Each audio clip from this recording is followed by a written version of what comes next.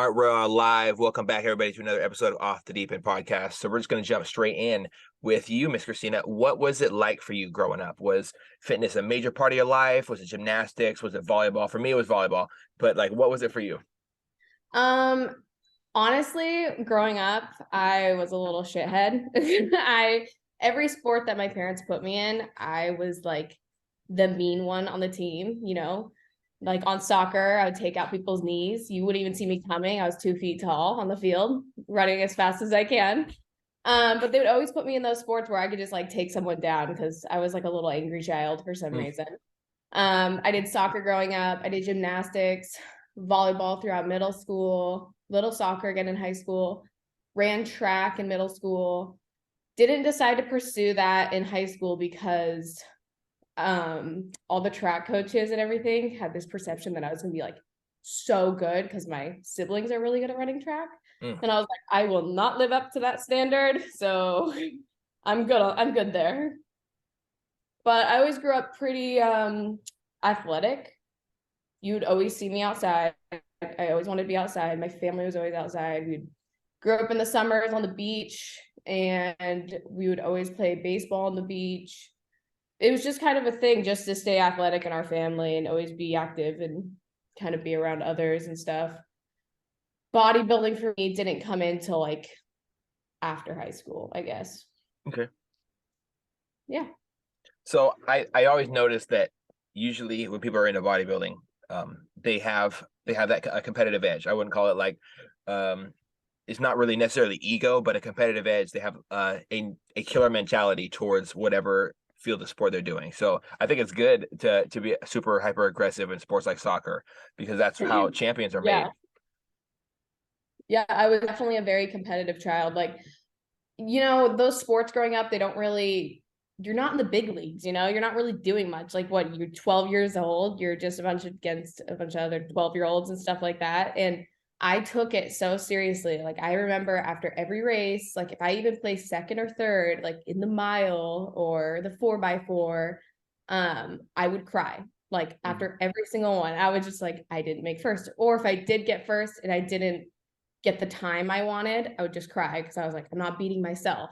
So I feel like that's why bodybuilding ended up fitting so well into my lifestyle, is because you're always trying to beat yourself. Absolutely. Absolutely. I think that bodybuilding is one of the sports where you can't be selfish, you can't be egotistical, but you have to be self-focused. And I think that's where, there's a huge stigma that surrounds people who are flexing in the mirror or critiquing themselves 100% of the time is what it actually usually is. So when someone's doing a front double bicep, they are looking for imbalances and ways they can, correct it. A lot of people will just see somebody flexing in the mirror or posing in front of their camera in the bathroom to try to critique something because they think they're egotistical, when actually you are your biggest critic. You're searching for perfection physically, and that is a very, very difficult thing to obtain. And you have to have a competitive edge. You have to be mad at yourself when you're a couple seconds behind your PRs and stuff like that. So I think it's so important to do. Yeah, exactly. I think like I wasn't always self-focused and stuff. So when I started taking more pictures of myself and I started getting really used to the gym and taking videos myself, people are like, oh, she's like super into herself. Like, why is she doing that? But I'm like, no, in reality, I'm taking a video of my squat because I don't know if it looks right or if my form's perfect. And you'll see a lot of people doing that. Like here in Arizona, everyone has a tripod in the gym. I don't see that much in Washington, but everyone here is like an influencer. But they're just like, they're reviewing. They're not just filming content. This guy's like, oh, like my leg turned in a little too much. Like I heard him say that. And I was like, okay, well, that's like what we need to see. Like people go in there and then they just start like ego lifting or they just start like lifting to lift. But I'm like, if you're not trying to like better, not just like if you want to be aesthetically look like pleasing to yourself, but in your strength, you have to have everything perfectly set there. So it's Absolutely. Nice people actually care about that too. Definitely. I didn't notice that I think when I would do my heavier squats, anything past anything past 300 pounds, I noticed that my lower back would dip very slightly only on the left side. And that could very easily lead to a horrible lower back injury, or I could just fall over and look really, really embarrassed. Yeah. So I think it's important to film a lot of times where you're are shooting for that next level. When you're going lifting heavy, super heavy weight and not knowing, am I doing this correctly? Form is important to get rid of injuries. It's essential, I would say. Yeah, exactly. For sure. For sure. Yeah, I never thought I would be a bodybuilder, if I'm being completely honest. When I was younger, I'd say like freshman, sophomore, high school, I would like go to the local YMCA in my town just to, hang out with friends, and I would throw up some 5-pound dumbbells and be like, oh yeah, like I lift super heavy, and like all the seniors would be there, and I would just be like, yeah, I lift now, but like in reality, it was just me fucking around. But it didn't really come into my life until like after, I went through some struggles in high school, and Mm. yeah. I think that fitness can be a very, very foundation. I think foundation is a word. I would say anyway. It's my shit anyways. So I think it's a foundational part of my mental health journey. Also, the things I dealt with in life, I could just throw it into the gym. Well, oh, you had a bad day, just go and lift. It's okay. You're gonna have that flush of dopamines right into your brain. You're gonna feel top of the world as soon as you leave the gym. But right, arriving in the gym can be sometimes a little bit of dragging the feet. I don't know. I'm not really feeling it today. I didn't get enough sleep. The excuses will always try to show up and tell you to stay away from the gym because it's hard. It is hard. And a lot of people, I can relate to a lot of people's reasons for not lifting or exercising. It's difficult to show up every day and eat the same food, to be extremely on top of your calories, everything dialed in. It's hard, but it's worth it, it. What was it it like is. for you, being able to put that into the gym as well? Well, so I guess I could just start at the beginning here, kind of briefly. Growing up, like I said, I was always a very competitive child, being in activities and just in a lot of things. School, for the one thing, it didn't really come naturally to me. The only subject that did was English. I was really good at English, and like in high school I was really good at drama class and everything like that. Like I remember my acting teacher always wanting me to do the school plays, and I'd be like, no, but I was the only one in class that could remember like doing a whole monologue and the entire script within like the first couple hours of having it. So I was really good at just like random activities and being just like an athletic child. And my siblings actually are all super smart. Like my half brother Myler, he's smart, but he is really just like the athletic child. So him and I are very alike, even though he's like my half brother. He was running like 4-minute 15-second miles in high school, like setting state records. He ended up getting a full ride scholarship through Boise State and running track Wow. for them. So my mom, went to college for a bit for track. Her first husband, my half brother's dad, he teaches track and cross country. So like my dad did soccer, and we're just like a big athletic family. It's just starting from the roots. My other half sister, Kelsey, she was a valedictorian all throughout high school. She's the smartest person I know ever. Even my sister Corey, she got a full ride at ASU. Very, very smart. They're all very smart. But I wasn't really like the brains of the family. I was just like the little athletic, competitive, 4-foot tall runner and soccer player. But when I was younger, I'm not gonna say I had life easy, but I'd say I had a lot of advantages growing up, as I still do today. I'll be completely honest with that. My dad, my family is a very successful family. A lot of people know that in Washington and here in Arizona. So I'm very grateful for that, as I have that tattooed here. Mhm. um, but no, my dad's, I'd say, actually the smartest person I know and will probably ever know in my entire life. I look up to that man 100%. He really set up an empire, from early 20s. Like he has, I remember, like I'm a very big businesswoman. now I went to Ever Community for business when I was in high school. I wanted to get out of the high school scene. And I only got that because my dad growing up is just like always teaching us about business. Like that's where I am today. Like that's how I'm running my personal training stuff right now. Like I learned everything I know from him. That's awesome. And he was, one of his big stories is saying like when he was in middle school, like, you know, things were like so cheap back in the day. Like toothpicks now, like if you get a pack of them, like for like what, $1, $2 now. He'd get a pack back in the day in like middle school or high school and like soak them in like mint essential oils and sell them for like 5 cents a piece and have racks after school because he would have like mint toothpicks. But he was a businessman from like being 12 years old and not knowing anything. So, you know, you can take anything and, you know, build from the ground up, which has always been inspiring to me. He told me that story when I was younger and I was like, I want to be just like you. I mean, I'm not going to sell toothpicks, but I'm going to find a way. That's awesome. So when I was younger, I'm kind of getting a little ahead of myself. I was younger, went through my competitive stage all throughout life. My family, so my dad and my mom, they straight up here, they fought a lot. And sadly, we were always in the middle of those. So growing up, like we would always be, my siblings and I would always be the ones seeing that. And it wasn't just like an argument. It was just, it was a lot. And I lived in a very small town. And so everyone knew everything and everyone knew everyone. So like I would go to school and I would hear from the PTA moms, like they would know, like people at school would know. And they would like, I couldn't tell if it was a genuine friendship because they were like, they knew their parents wanted their kids to like hang out with us too and like talk to us about it, you know? So I think that's a lot of where some of my trust issues growing up have come to or come from, is not just like my parents' original relationship, but, you know, making friends growing up and knowing like where my family stands on like the tiers, I guess. And also from them just hearing word of mouth of like how I grew up, you know?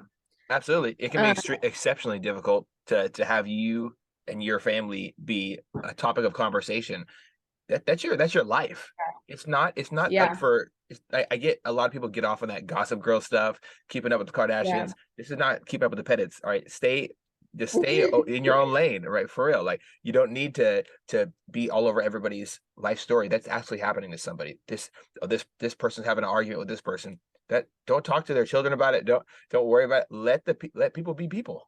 It's not appropriate.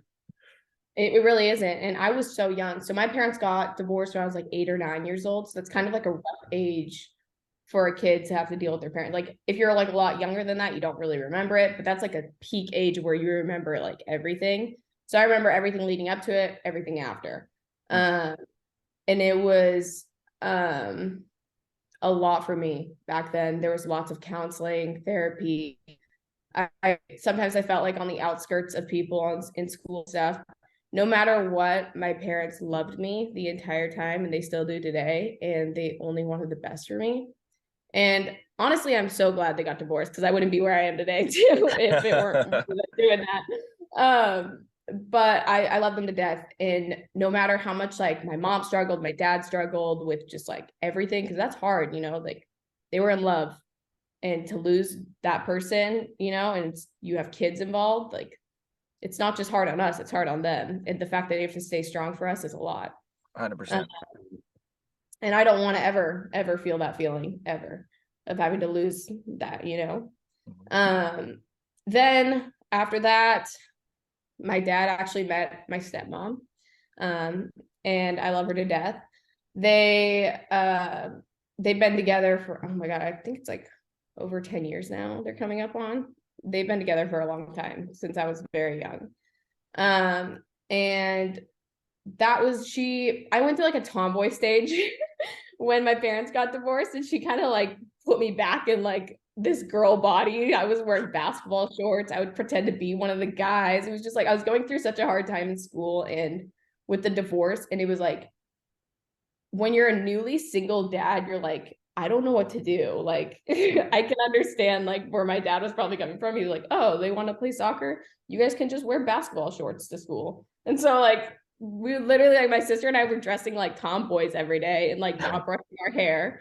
So then my stepmom came back into the picture, and I got to see my mom more and everything. And then we kind of were like on a regular, like schedule.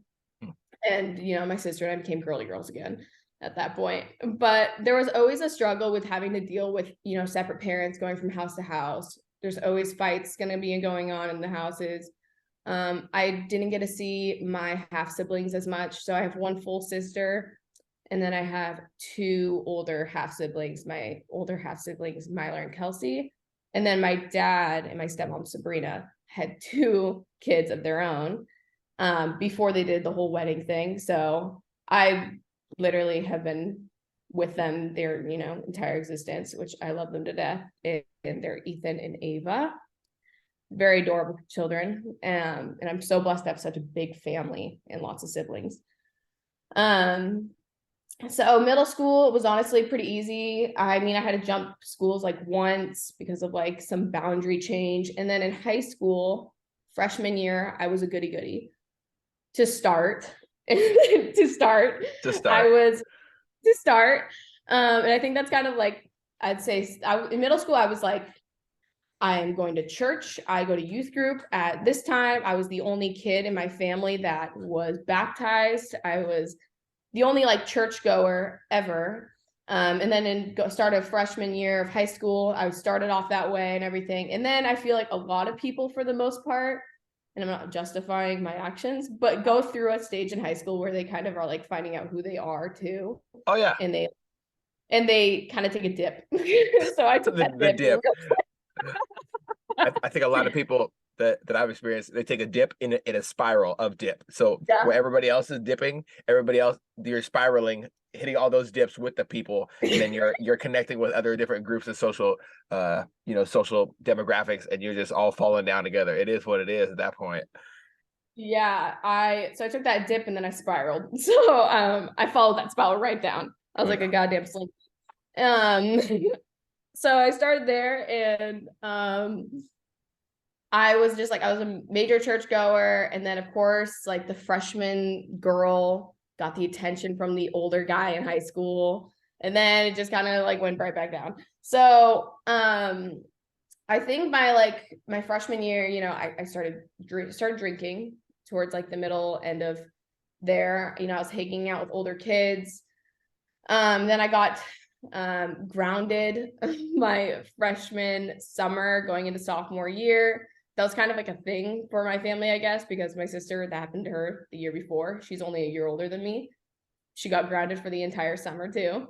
Oh, so I was like, let's keep this in tradition. Make sure my little siblings know to do something bad when they get into high school at some point. So yeah, I was completely grounded for the entire, freshman summer. So I didn't get to do anything. I was so mad. And a big part of why I was grounded. So, I started drinking, and then I had my cousin, which is like my stepmom's niece. She came into town from Vegas, like Nevada, wherever they were living. And I was such a bad influence, even though she was older than me. I was like, let's go to a senior party. Like, it's the end of the year, it's June, like, let's go. Like, so we snuck out. We got picked up by a bunch of seniors, went to this party, and I got hammered, and I took my cousin there, which is horrible. So then a couple days later, my dad finds out, because everyone knows everyone, and my sister was best friends with her brother or whatever, and it was just so much. So my dad grounds me, and then a couple weeks later was the 4th of July, and they were like starting to get a little bit lenient with me, and they were like, okay, 4th of July, you're still with family, Oh my God, I'm such an idiot. So it was the 4th of July, and I wasn't allowed to drink. I wasn't even really supposed to hang out with everyone there. Like, my dad has these huge 4th of July parties every year. And I go downstairs, and the little, 14-year-old me, 15-year-old me, wearing the shortest little short shorts in front of everyone. I go downstairs and I grab all of their Jell-O shots in front of my family, and I sneak them into my pockets. And then my stepmom's like, what are you doing? And she's like, why are you taking Jell-O shots? And I was like, I'm not. But clearly you can see I'm like stuffing these Jell-O shots into my tiny little shorts. And then she was like, I can literally see you. You're like you're literally grounded. And I just start chucking them at her. I was the biggest shithead right there. Um, I felt so bad to this day. I'm like, wow, I really was a bad child. And I go upstairs. I run upstairs to my room. I was like, yeah, I'm gonna run away, which every middle school, high school student would say that when they get into a fight with their parents or get grounded. So I pack my backpack full of like snacks and stuff, whatever's in my room. I'm like, okay, I'm gonna put some socks in here. And I lived very, very far away from town. So like I don't know where I thought I was going. I didn't have a phone. Like, what am I gonna do? Walk 20 miles with like a couple Cheez-Its? And so I had this balcony and I tied my bed sheets to the balcony in my bed, and I was like doing some James Bond 007 shit, and I jump out my balcony, and I like start to slide down. I'm like starting to have like nerves. There was only like a 5-foot drop after that, and I start getting pulled up, and I'm like, there is no way gravity works like this. My dad pulled up the bed sheets. Literally, like I was like sliding right back up. I was like, what is going on? He's like, what are you doing? Like he picked the lock into my room, and he was like, where are you going? I was like, I'm running away, dude. And he's like, no, you ain't. Like, put your ass in bed. But yeah, I was that summer, I just kept on just going down, and then finally got my phone back, ungrounded at the end of summer. Going into sophomore year, I started off strong-ish. And then I started actually living with my uncle. So my sister and I were supposed to move to Arizona with my parents the start of sophomore year, and they ended up just coming here with my siblings. A big part of it was they kind of thought that it'd be hard to take us away from our friends and everything, and that we should just kind of stay with what's familiar. And we also had like our own family drama going on, so they just sent us off with my uncle, which was all right. I love him to death, but like he was going through his own family things. Like it shouldn't have been put on him. So my sister and I lived there for a bit with him. My parents took off here to Arizona right after they got married my sophomore year. I started off strong, and then I got right back into drinking. I'm not gonna say I was like an addicted or avid drinker. Like I wasn't, but I was the type of girl that would try to go out every single weekend. And like I was still hanging out with people that were, I was like, what, not even 16. I would hang out like with 25-year-olds, and no one knew. I was always sneaking out. Like my dad would come into town every 2 weeks for work, and I would just be like, yeah, I'm doing great, and everything. And I finally got my permit when I was like 15 and a half, and I was hungover as hell for my picture. And my dad was just sitting there. I could tell that he like knew something was wrong, but I think that was like a coping thing for me at that point. So you would say you put the negative energy into something to try to numb it. Yeah, I definitely did. I started drinking, hanging out with people that were way older than me. There were times that I would literally like hang out with some people that were like obviously bad influences, and like you'd see me sleeping in a car, like in a Target parking lot, like. And I've never told anyone that. Like, it's insane to think like that's like how I used to be in high school. Like you'd see me at Denny's at 2 a.m, like eating. And I can't even think about doing that today at all.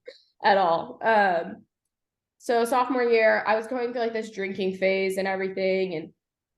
And I remember being pretty depressed.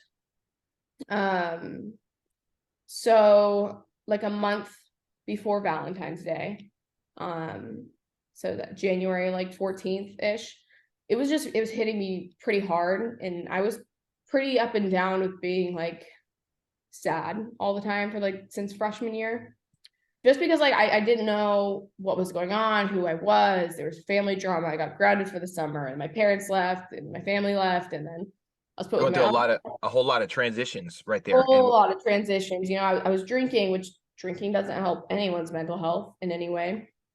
I decided to get my shit in order, starting in January of my sophomore year, because I didn't really want to leave a burden to anyone else. Like, oh, like I wanted to like start getting rid of things and all that. And then on February 14th, I attempted suicide on Valentine's Day. And when that happened, oh, I'm gonna start crying. It's okay. My dad called me and he just said like, happy Valentine's Day. Like, I love you so much. I'm actually gonna fly there and see you. And I immediately called 911. And they picked me up. I went to the hospital and they like patched me up and everything. And then I was in a mental hospital for 2 weeks. People at school obviously found out that I was in a mental hospital, that I attempted. There was posts everywhere. But no one saw it coming, obviously. I didn't go and tell everyone like, oh, I'm attempting suicide. Like, I wasn't like that person. It was more just like, I just wanted it to stop. Whew. I'm so sorry that you at that point in your life you felt at the at the lowest of the low. Um, there's a lot of different things that there's a nasty stigma about being able to share this stuff without being judged. And I want to let you know this is a safe place, and nobody's gonna to make you feel like they made you feel back then. No one's gonna have it out for you or try to guilt trip you about what you did. A lot of people don't understand, and I didn't understand very well until just last week, where I was talking with a soldier who was in Iraq at the time, and he unfortunately he just went off the deep end and made a decision to shoot himself with his M16 when he was at the lowest of the low. And you don't feel that it's a way to necessarily unburden yourself, but the pain at some point gets so overwhelming you have to do something, and if you don't have a positive avenue to put that into, it might be a negative one. And I just want to let you know that I appreciate you being open and comfortable talking about this. It takes strength and courage to speak about the experiences that we have in life. Nobody has a pretty or a clean or an easy story of life. Everybody has struggles that we go through, and some people have a burden that gets too heavy sometimes. I'm thankful that you're obviously still here today, and I'm thankful that that you're surrounded by love with Jack and with your family. Thank you so much. Yeah, and so I was in a mental hospital for 2 weeks. My family came and visited me. There was actually a kid in there. I hadn't seen him in a long time. He was a familiar face. I knew I went to school with him. He was in there for 6 months. And I became very close with him in those 2 weeks because him and I knew each other. We were like, I was like, I haven't seen you since like elementary school. Like, what happened? So it was so weird that you don't know, like when you see people at school and you're like, oh, like they just walk by in the hallways, but you think they're fine. And then one day they disappear. You don't see them anymore. You don't know where they went. And he was there that entire time.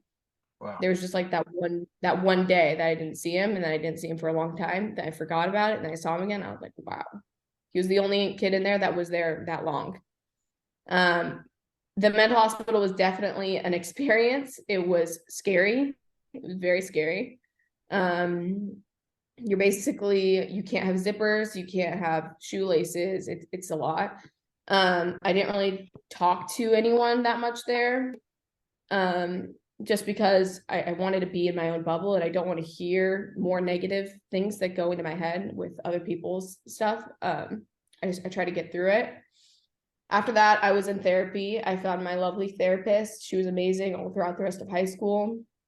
And after that, I was doing good. I was doing better for a while.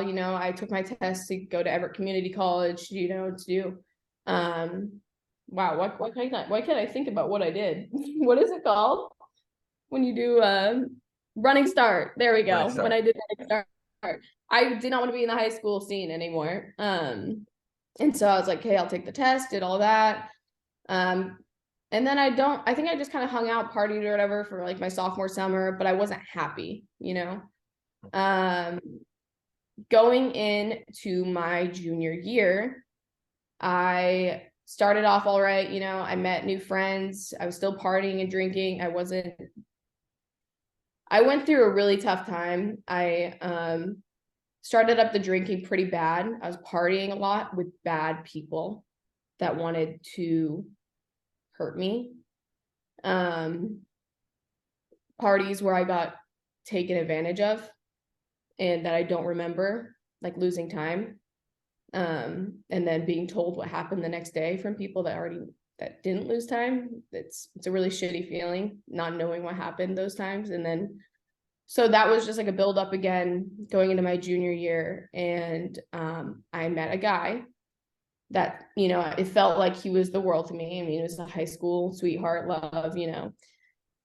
First couple months or first month was all right. And, you know, I was 16 and in love. And it was a very, very abusive relationship that went on for nearly a year. But I'm getting ahead of myself. So right when I met him, we were hanging out, talking for like a few weeks. And then I got into a fight. It was the day before Thanksgiving. I got into a fight with my siblings who were taking care of me. I ended up not living with my uncle anymore.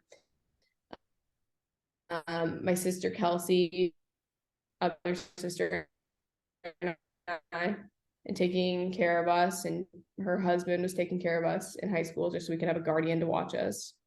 And it felt like no one wanted me and no one wanted my sister and I, with my parents leaving and then my sister having to take care of us. And then we got into this fight the day before Thanksgiving. It just felt like everything was falling apart and I decided to attempt again. But this time, like I was going through to therapy and I was on depression medication and everything. And I took all of those pills, all of them. And I just wanted it to stop. I was like, I don't want to feel unwanted. I don't want to be a burden to anyone that has to take care of me anymore. Like, I was like, I don't like this stage in my life. You know, my parents were living in Arizona. I don't blame them for anything. It's life. But they were living here. You know, my sister had to fly from San Diego with her family to come take care of us. My uncle and them, you know, he was trying to start his whole life over again with his new wife and everything. And I didn't want to be a part of that anymore. So I took all these pills and I woke up a couple hours later. So I didn't die, obviously, but I woke up a couple hours later and I don't remember this, but apparently I went into my sister's room. So I was probably pretty freaking high. Or screwed up, and I went into her room and woke her up. I was like, I feel like horrible. And she took me to the hospital because she didn't know what was going on. And I had a seizure and I almost died. We were at the hospital. I don't remember anything except falling asleep and then waking up in a different hospital. I woke up, we went to our local hospital that was like known for people dying, which is horrible. But then I woke up in Children's Hospital in Seattle. I had a seizure and they couldn't help me there. My sister had to watch it, and I can't imagine what that looked like, you know, and she talks about it to this day that it was traumatizing. You know, I can't imagine watching someone just seize out in a bed that you love, you know, like that's your sibling. I had a seizure and it screwed me up pretty bad. I remember also briefly getting in an ambulance in like the blanket that was on me. And I spent Thanksgiving and the next few days in Children's Hospital by myself. My parents came and saw me like the next day. Are you thinking about making a podcast? Spotify has a platform that lets you make one, and if I can figure it out, you definitely can too. You can create your own content all in one place for free with zero hangups and even earn money as soon as you get started. Spotify lets you record and edit episodes from your phone or computer so you can go mobile, just like I enjoy to do. My favorite thing about it is that you can create video episodes if you wish and upload them to wherever podcasts are heard. You can even set up subscriptions or, if you're like me, listener support options for listeners to help you grow. I 10 out of 10 recommend the Spotify for Podcasters app. Or, you know, why don't you just step over to www.spotify.com/podcasters to get started on your own podcast. And I've definitely been around people who have had seizures before. A lot of it was spontaneous seizures, and I've had family members and friends and loved ones do that. It is very scary, and especially when they're chewing something or in the middle of eating, or sometimes you don't know if they've taken something, if they're having a stroke. You never know what's going on. It can be scary. Yeah. I don't remember anything. Obviously, you don't remember anything from like a seizure, but when I woke up at Children's Hospital, it was Thanksgiving, and my family obviously all celebrated Thanksgiving, and I celebrated it with the hospital staff at Children's Hospital and ate all of their potluck food. And then I was there for a couple days. I was on multiple IV drips to just, get everything going. And seizures can kind of like affect your brain a lot. And so when I went to therapy, it was also at like a hospital place too, every time I went to therapy. And I'd say like twice a month, I would have to, get a brain scan and heart. My heart has been pretty affected from that too, because of all the pills that I took. I took I think over 36 pills that night, which they were like, it is a miracle that you did not die from how much you took. I was 100 pounds maybe. So the fact that I didn't is insane. Maybe all the drinking and all the partying did me wonders. And after all, so yeah, I didn't go back to a mental hospital or anything after that, but I was kind of grounded for a few weeks, but they didn't want to ground me, I guess. My dad told my sister for her punishment, you just gotta keep her on a short leash. She a short leash, because I don't want her to go out of control, but if she's too restricted, then she's gonna feel like everyone hates her again. I feel like that was kind of his mindset. And I hated that you're not prepared to be a parent, and what do you do when your kid wants to take their life and you're not there? There's no book on that, as everybody is different. Everybody's life experiences are different. We all have different things that haunt us.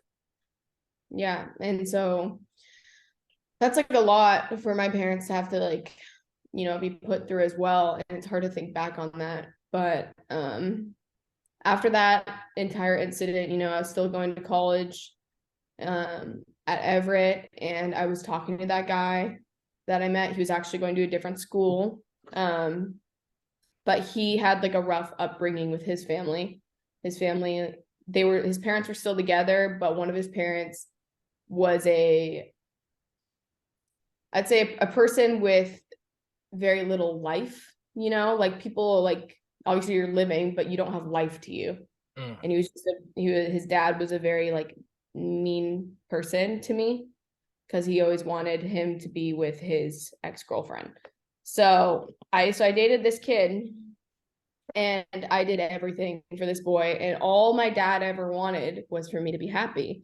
And then he knew a couple months into it, my daughter is getting treated like shit, but she thinks she's happy, so I'm just going to keep feeding into it.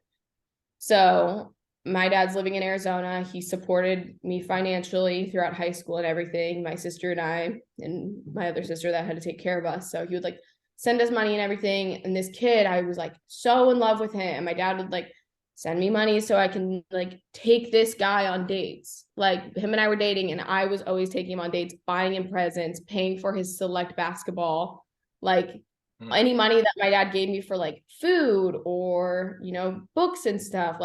I would use it on this guy, because he was oh, I love you with my entire heart and everything. And that might have been true, but then there's oh, I know where your family comes from, so I'm going to use you. And that's foul. That's foul. And he's well, and a big thing was oh, well, your dad feels bad that he left, so he should want to support our relationship. And his dad thought the same thing. And his dad would ask me to go get him food for him. And his parents would ask me to go to their house and clean it. And I would do that. I was the biggest simp for this kid, and I would do everything, basketball games for the Portland Trailblazers against the Miami Heat, and flying to Los Angeles. And my dad was just, paying for all that. Like, and then I got a job as a server, and I continued to give this kid money. I helped pay for his college, first year of college. I helped pay for his apartment. I built this boy a bed from my hands. Like, I built him a straight up bed. But it got to a point where it was like a breakup one day. He would go sleep with another girl, come back to me the next day. And like, I was always like, he would break up with me for a day, have sex with another girl, and come back. And I felt like that was love. I literally was like, my parents used to fight. My parents, so like, it's normal to fight, but this isn't normal. Like, you shouldn't have to, like, I shouldn't have ever have to feel like being broken up with and then being fought for. Like, he wanted to like take down any guy that tried to talk to me, but that's just because he didn't want to lose me as like a financial barrier. Mm-hmm. And that can be definitely difficult to deal with as well, because it removes our own feeling of self-worth when someone takes advantage of us. And sometimes people will go out of their way to rob us of that feeling. It was horrible. And I just thought that was like what love should feel like. Always being sad. Like, I dropped down to like 85 pounds living. Like, my diet was horrible with him. I wasn't in any activities. My grades at Everett suffered a bit. My hair started falling out. I almost went bald. Like, I was just like pulling my hair out because I was like, I don't know what to do. I was like, he loves me, and he sleeps with other girls. It was a horrible feeling. And like, I couldn't ever sleep at night because he would, like, even though he was sleeping with other people, he would, like, cheaters say that like others cheat, like that saying. Or so he would call me at like 3 a.m. every night and be like, who are you sleeping with? I'm outside your window. And I would be so scared all the time. Like, he would show up at my house in the middle of the night. And it's because terrifying. It's terrifying. And that's like, oh, that's supposed to be love. That's the way love's supposed to feel. Love doesn't necessarily need to be, and I know that the media and Hollywood and stuff like that portray it, controlling, possessive behaviors. And it's a very, very slippery slope, because as soon as you bring in the word controlling or abusive, or it can quickly turn to abusive. Possessive can be completely controlling, and all these showing up late, lack of trust. It usually shows that they have a lack of trust in themselves, and they're misusing your trust, saying, oh, this is because I love you. Love is not a good all, a movie ticket. You can, all access pass to do whatever the hell you want. And I hate the way that the media and movies portray what love is. Like, fighting for somebody doesn't necessarily need to be making them feel harmful to the trust that you have with them. Yeah, and it was a lot of verbal abuse, and there were times that he put his hands on me. But I was 16, and I was like, this is what, love is supposed to be like, and all this stuff. But my mom was always calling me like, do not be with this man anymore. I'm like, well, that's what, you and dad used to fight. But like, I don't know why I didn't process like, oh, like, well, that's why they got divorced. Like, there we go. But they all, my entire family was like, you need to leave this guy. Like, I would stay in my room for 3 days and not eat. And then there'd be like 3 days where I go and binge eat. Like, it was a horrible cycle that I lived with for like a very long time throughout the rest of my junior year. Going into that summer, I remember going on a trip with him for his basketball game, and him putting his hands on me, and I came back, and I was like, I don't know what gave me the urge, but I immediately got up and went to the local YMCA, and I hit a workout. And then I went again the next day and the next day.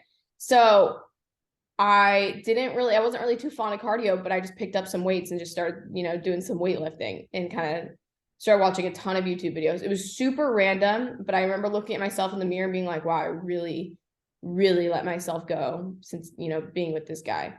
And I was still with him, and I started working out.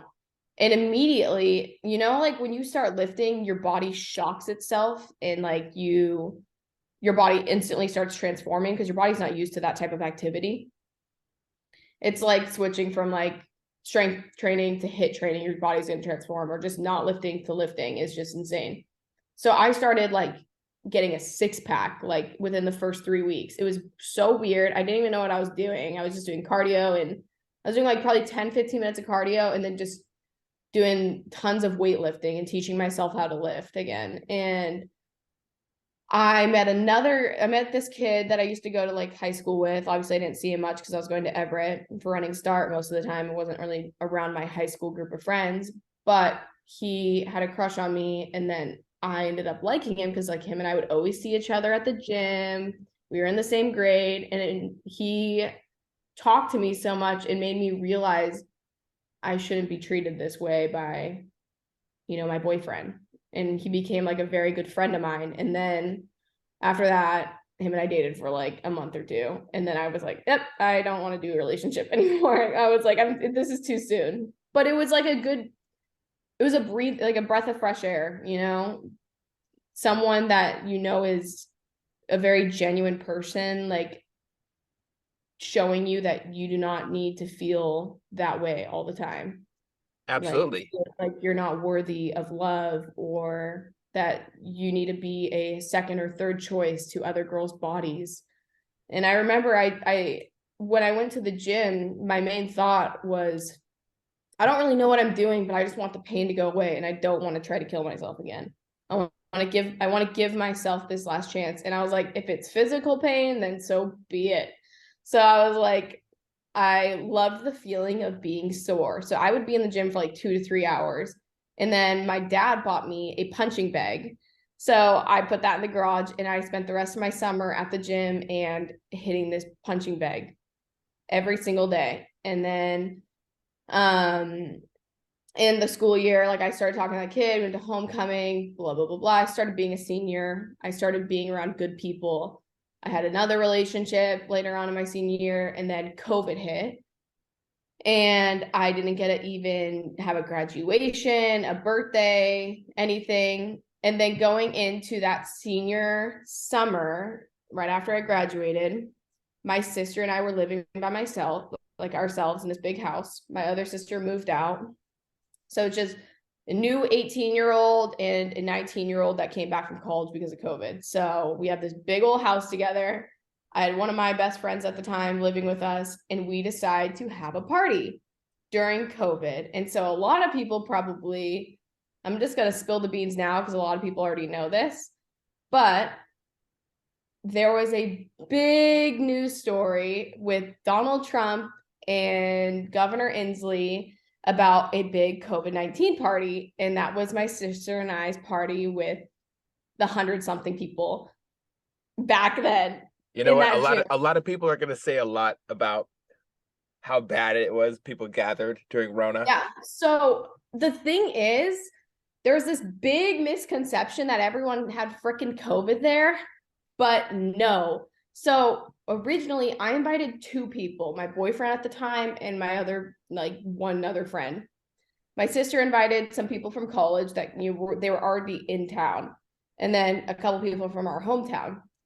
But when a word gets out that people are hanging out and everyone's like so deprived of socialness, from COVID-19, they're like, I'm just going to go to this party without an invite. And they all know that we had lived on 5 acres of property with a basketball court and a pool. And so from 10 people to 70 people to 120 people show up. People everywhere. Like we didn't even know any of these people. And I remember being pretty plastered. I was pretty drunk. And then the next day we decided to only have another party, but it was just like our friends that were actually invited. And it was like 20 of them.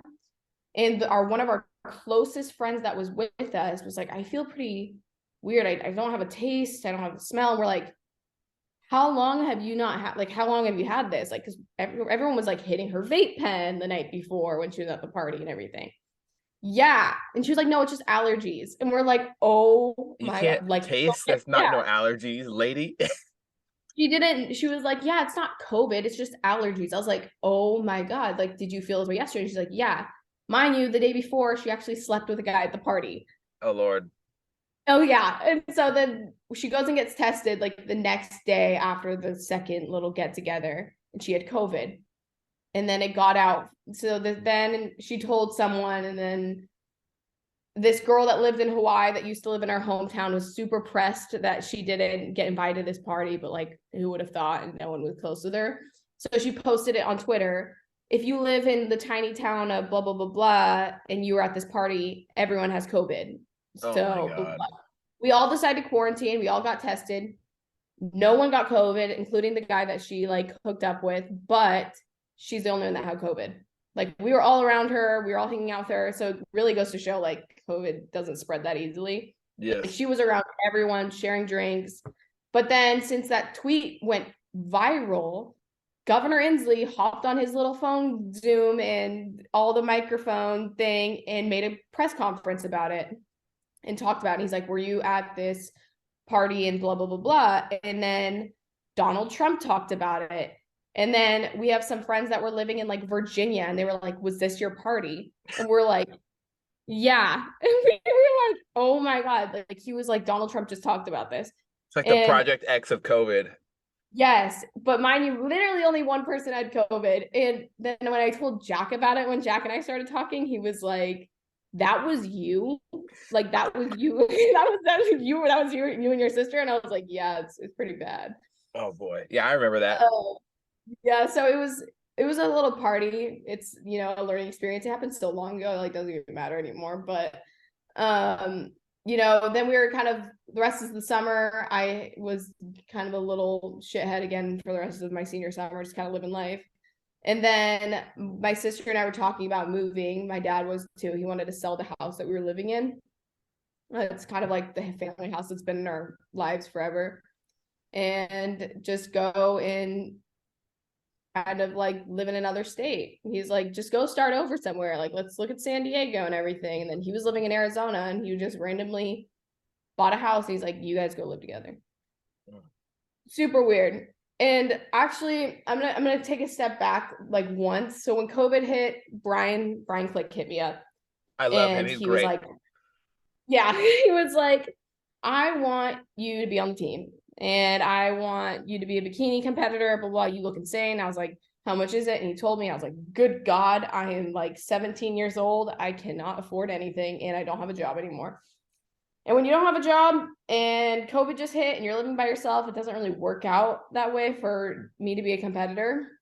So I talked to him for, you know, up and down. He slides up my stories. He's like, please, you know, just try it out. Emerald Cup next year, blah, blah, blah. Throughout the summer, after the COVID party, I was like, okay, I'll hear more about this. Like, tell me more about bikini competing. So he takes me to the keg. I meet him there. I'm like, hi, like, you're Brian, what's up? And he was like, I will do anything for you to be on my team. And I was like, okay, bet, let's do this. After that, I got on a meal plan, and then my sister and I moved to Arizona a couple months later. And yeah, I bulked up, and then January came around and I started prep, which I was extremely nervous for. So I was in prep for a little bit, obviously. Halfway through prep, Jack joined the team, and I saw his Instagram post, and I'm in Arizona. I'm not around anyone on the team. I'm by myself. It's my first prep ever. And I see Jack's like posts and everything. And I was like, this guy is one sexy man. Time to slide in the DMs. I slid up in his stories and all of his DMs, every single one of his stories. And I was like, thing is, I wasn't flirting with him because I was kind of like on and off with this one guy here during that prep. And he literally, I was just like, oh yeah, like you're killing it. You're a unit, Jack, like all this stuff. And we were talking about this the other day, and I'm so bad at lingo, man. Like, I don't know anything about how people talk.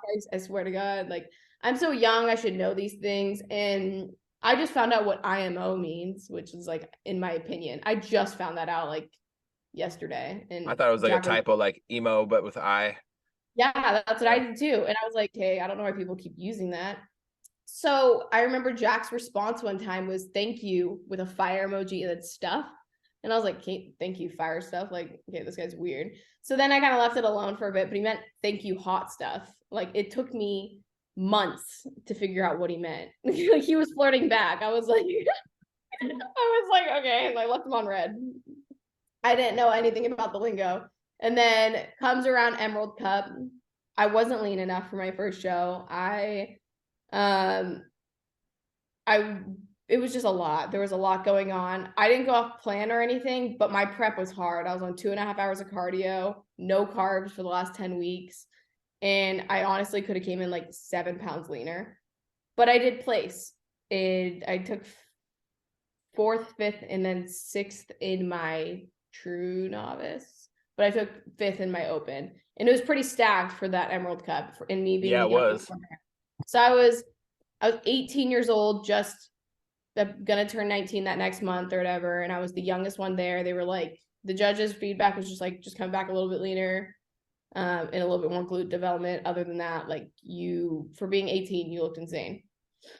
And then after that, because I remember, I was like, I'm getting this show over with and I'm done. Like, throughout that entire time, I was diagnosed with DVA, which is a developmental venal anomaly in my brain, where you have veins and capillaries that are a little bit bigger than the average person. So it's easier for me to have a stroke. I get really bad headaches a lot. I had to drop out of multiple gym sessions throughout prep and bulking because I was in the hospital from literally, I couldn't think. My head felt like it was going to pop. I had multiple MRI scans, but you can't do anything about it because it's something I developed when I was very young. With most cases, you actually don't have any symptoms when you have this, but it made my prep very hard in the fact they're like, well, when you put lots of stress on your body, like a prep, you're going to have these symptoms probably for the rest of your life because you're just always putting your body under stress. You're always working out really hard. And so I, like, the one thing I have to go into when I train really hard, even to this day, obviously, and the rest of my life, is I might not be able to walk out of the gym because I could have a stroke, and just from working out too hard. So I was in the hospital multiple times throughout prep. That made my prep extremely hard. And why I couldn't like lose weight is because you have those really bad stress hormones on the body. It can affect you really bad. But I didn't want to do prep again. Right before the show, I was like, I'm doing this show and I'm done. I'm never doing competition. This sucks. And then after that, I was like, I'm to come back better. I want to compete again. I love competing. I loved it. And then after that, I got back into lifting everything. I was in a relationship for a little bit. That ended. And then that October, I didn't really talk to Brian for the rest of the summer after Emerald. I needed time to myself. I was kind of a loner. And Brian and I started talking again, and he was like, you should come hang out, for a rave. And I was like, I've never been to a rave. Let's do it. So I flew down to Seattle from Arizona, or flew up to Seattle, and I went to this rave with Brian and Tara, and he invited Jack. Sneaky, and I sneaky. He doesn't just build the body, he builds relationships. Who would have known? God. Who would have known? And so I was like, so when he told me, he's like, yeah, Jack might go. And I was like, oh my God. So I never been to a rave. I didn't know people were like, no, like, clothes. So I wore like workout shorts and like a bodysuit and like boots. And I was like, okay, like, this is what I wear. And people were like, when I walked into a rave, this is not what I expected. I had no idea what a rave actually entailed. Like, I saw girls' boobs everywhere, and I was like, this is what life's like. This is what people do. And Jack and I hit it off that night. And I remember, and he said this in your guys' podcast, I was like, you are going to be Mr. Olympia one day. 100%. I've seen it since he first joined the team, before he was even completely lean. I looked at like his post and everything, and I was like, this guy has the potential to be something very, very great. 100%. But we didn't talk. We just slid up on each other's stories. We're like, hey, how are you doing? Good luck at your shows. He was in prep for 10 months. Like, after Emerald, he just kept going, like a addicted person to drugs, but he was addicted to shows. So that's something. And he inspired me. He was my biggest motivator to get through a lot of my lifts after Emerald, was seeing this guy's post. I was like, I've only talked to him at Emerald. I stared at him multiple times at Emerald backstage because he was very, very good looking. And then I saw him October for the rave, and him and I had the best time. And that night, obviously, we're all having fun at a rave, and I'm just like, you're going to be Mr. Olympia. I will be your Courtney King. I will meal prep all of your food. I will shave your asshole. And then all the things. All the things. And he was just like, whoa. And then we just made out. And that was like the rest of it. And then I was like, okay, sounds good. You know, like, he doesn't know what to say to that. He's like, I'm on a high from a show. He was 4 days post show. So it's like, we've met one time. And I'm like, okay, cool. And then we kept in contact, you know, for here and there after that. And comes Christmas time, I fly back, you know, and him and I decide to like hang out and everything. And then I wake up, like, after hanging out with him, like I stayed the night with him, I woke up with COVID. And we were supposed to spend New Year's together. And that was my first time having COVID. I just remember waking up and he's like, good morning. And I was like, couldn't talk. Nothing came out of my mouth. Like, I had the worst sore throat. I lost my voice. And I felt so bad because I was around his entire family. Oh boy. And that was like our third time ever hanging out. And I was like, oh God, I'm going to give this guy COVID. And we were supposed to spend New Year's together. I was like, he's going to hate me. So I go home and I was sick for the next like 3 days. And comes New Year's Day, I take another COVID test. And within those 3 days, my COVID disappeared. I only had COVID for like 2 or 3 days. Good. Which is insane. And then we spent New Year's together. And I was like, Brian wants me to become a personal trainer, like here at Marysville or whatever. And I don't want to like drive from Arizona by myself. And like, we're all having fun on New Year's. You know, it's the night that Brian proposed to Tara and everything, where everyone's super lovey. Jack and I are hanging out together. Him and I drove together. And I was like, would you want to go on a road trip with me? Even though Jack and I weren't even talking, we're just like hanging out here and there, flirting, you know, whatever. And he's like, sure, I'll go on a road trip with you. You know, let's move your stuff from Arizona to Washington. And at the time I had renters. So I was like, okay, renters, you're just going to stay in my house. Like, now you don't have a landlord living with you. So have fun. Don't break anything. Don't kill anyone.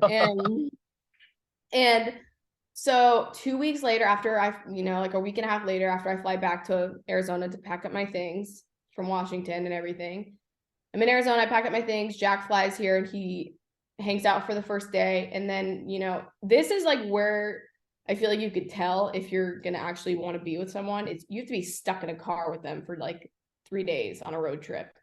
And like, you don't know what's going to happen, where it's going, but you guys are stuck together. And so we hop in my car, everything's packed up, and we make our first stop at LA, you know, the Gold's Gym in LA. And that's like 5-6 hours from here in my house. And everyone at Gold's Gym was like, you guys are the cutest couple. You guys are adorable. Like, him and I had this connection right off the bat from the first rave. And Christmas time, everyone's like, you guys have such a connection. And then this was like, still, like, you can count the amount of times that we've ever hung out.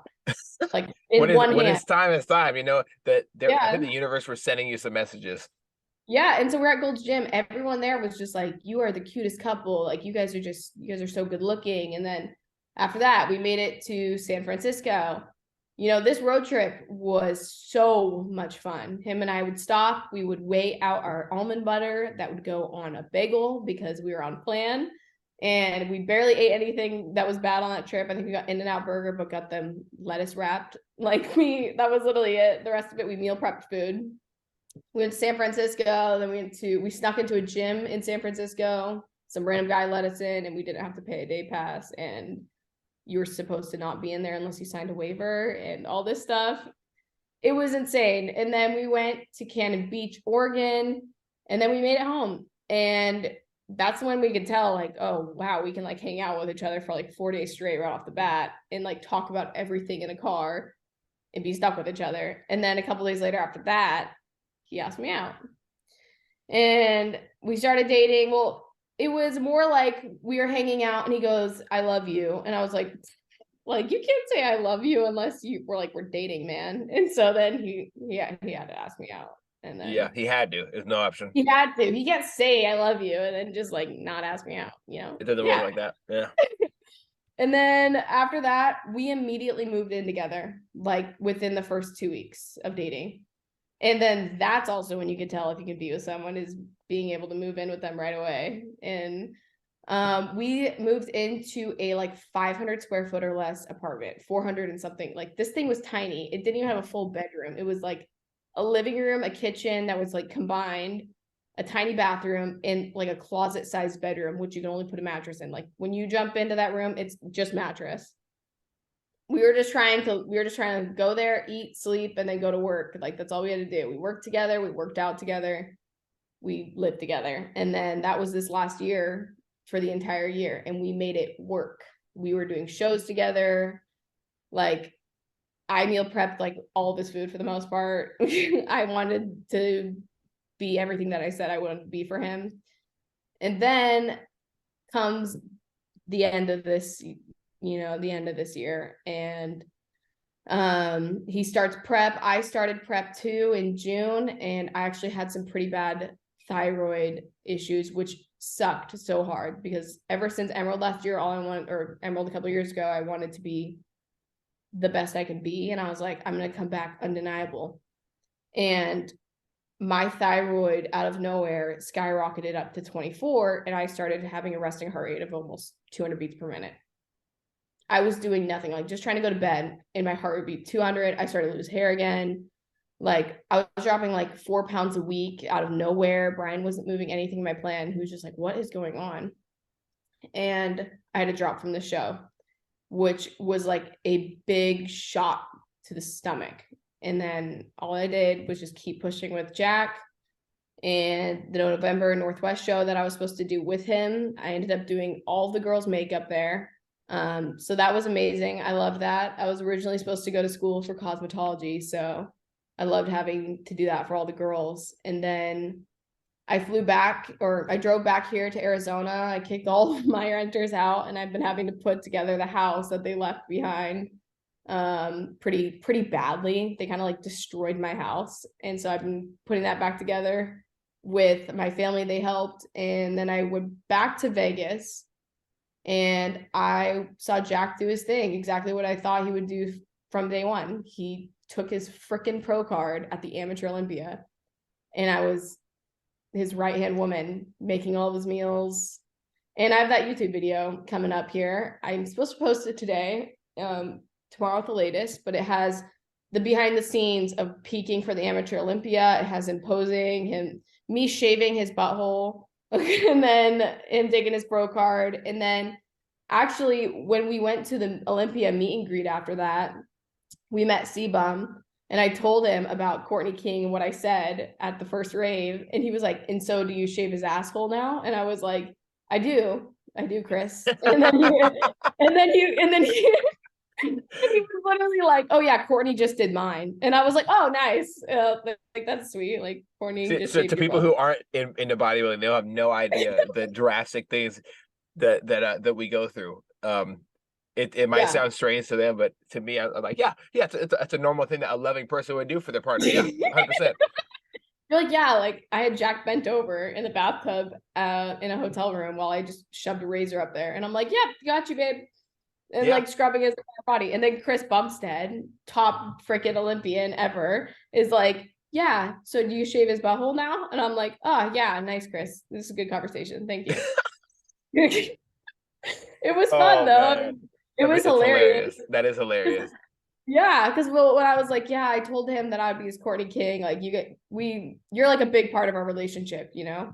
Because I mean, I didn't say that I told Jack that he would dethrone C-Bum, but if he ever hears the podcast, he'll know. But I was like, yes, I can see it. I can see it.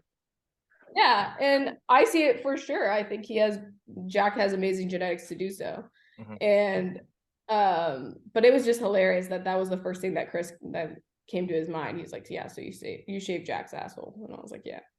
And then after that, we spent Christmas together in Washington, and Jack finally just did the move here, and we're loving it. He's loving it. I think he's thriving here. a big part of when we started going to the same gym together here, he's like, I need to grow my triceps. And his triceps grew right away. New environment, new gym, and his triceps grew.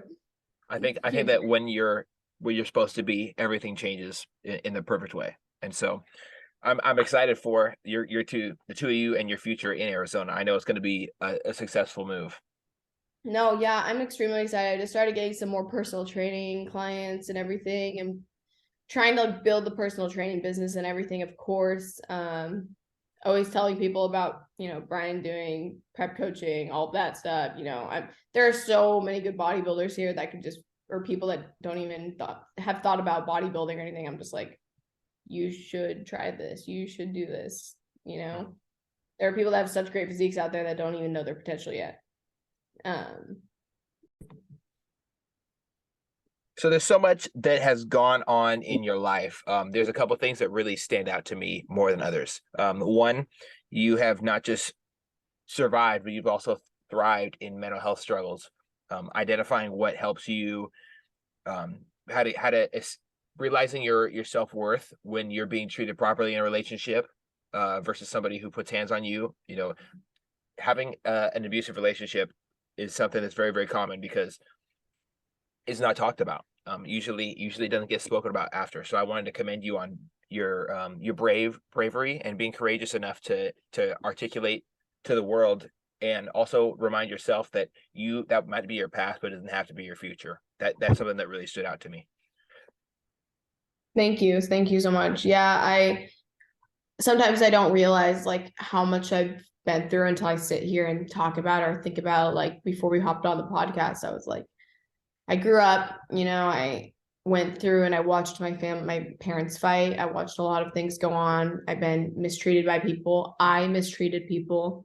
I'm going to be the first to say that I definitely have not been the easiest child or the easiest friend to people either.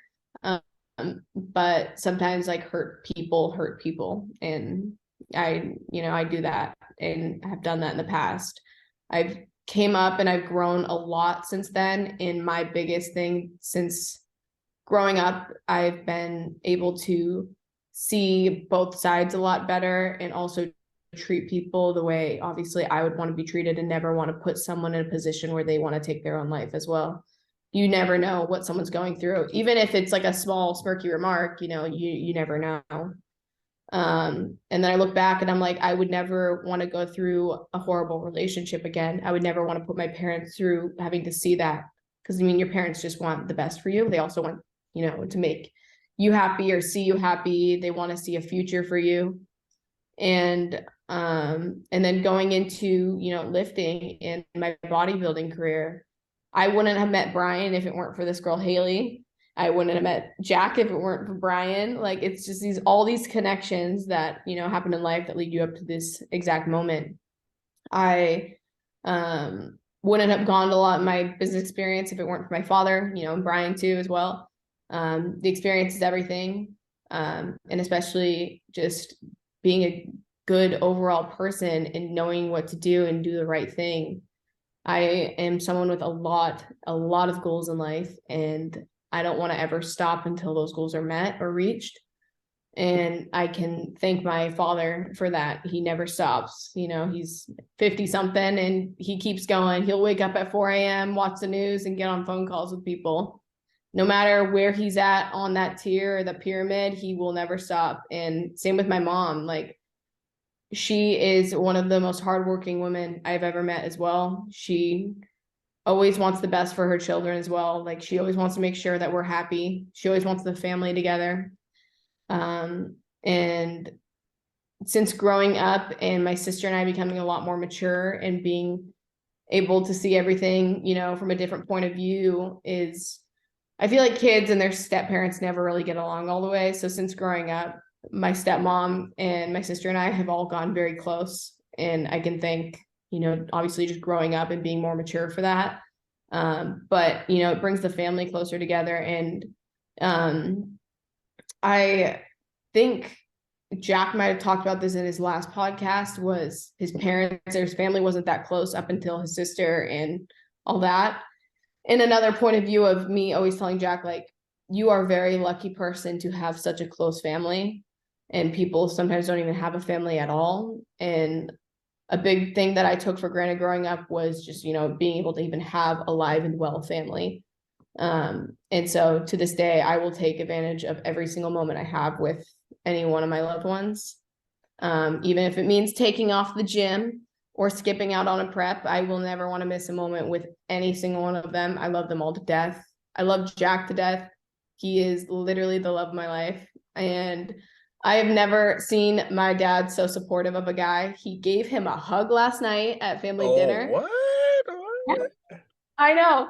He gave Jack a hug, and I was like, who is this man? And I don't know, that made me happy. I was like, this is awesome. I love how close they are. Jack was playing with my little brother. He's playing football with him.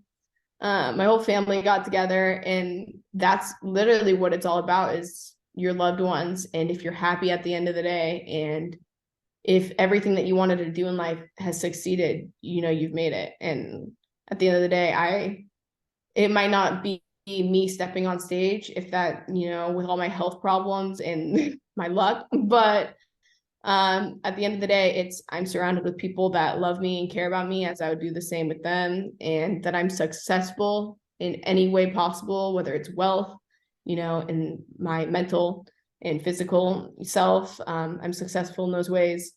And also, I want to have a family of my own one day, and I want that to be with everyone in my family. It's having a family at the end of the day, and having people to come home to is where you really made it. Absolutely. And so growing up and being able to say that today is what really means the world to me. Well, I am absolutely just overwhelmed with a lot of thoughts and a lot of emotions after hearing your story. Obviously, there's so many highs and lows that you've experienced, and I think you're absolutely right. The experiences we go through develop who we are. As long as we look at it, later down the road with the thought that I didn't just go through this, I also growed over the course of these instances. Our own trials and tribulations, the things that make us individuals are our hardships and our moments of success that we experience. So I want to just commend you on and thank you for being open and honest, because your story is not just going to affect a couple people. It's going to affect hundreds of people. As they listen to this, they're going to realize that, hey, I might be in a bad relationship. Maybe I should take some steps to find a better relationship, or just leave, or remember who the hell I am, and demand better. I need to get out of this abusive relationship. I need to spend more time with my family. That's something that sticks out to me, that I need to spend more time around my family, actively trying to be there. So thank you so much for sharing your story. Thank you so much for your time. I appreciate your candor, and wow, I'm so excited for what comes in the future for you. Thank you, Eddie. I appreciate it. I appreciate you putting me on the podcast today as well. Absolutely. And thank you all for listening. This has been another episode of Off the Deep End Podcast. Thank you so much for tuning in today. Mental health is not something that is spoken about enough, and I'm very, very thankful for Kristina being open and honest to share her experience with it. Not only that, but the lessons she's learned from it. Life can be so beautiful when we stop to smell the roses or whatever. I smelled enough roses in my life, but there's also a bunch of different flowers out there. So make sure you stop and do that. As always, head over to our Facebook page at Off the Deep End Podcast, and let's chat. Let's talk about your personal experience. Do you have a story to tell, or do you just want to chat? Please slide in our DMs and let's talk. Much love, y'all.